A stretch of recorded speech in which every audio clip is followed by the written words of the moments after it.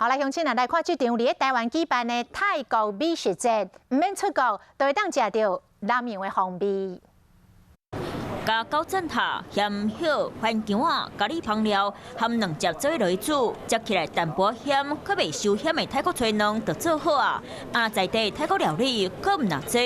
大家可以看到记者手上的这一盘料非常的丰富，而且重点呢就是中间的这盘辣酱了。那么这道料理呢被称为是泰北的辣酱拼盘，这可是以前泰国的皇家料理。不过现在你不用去到泰国，你在台湾也能吃得到。不管是泰国版的料理，咖喱弄较稀，或者是经典的吹柠檬鱼，乡村台湾人爱食泰国菜。这摆业者搁请泰国驻台大使通才来评分。不过到底当时才当去泰国享受在地好滋味。4月1号开始，14天减到10天，再过3个月，10天减到7天。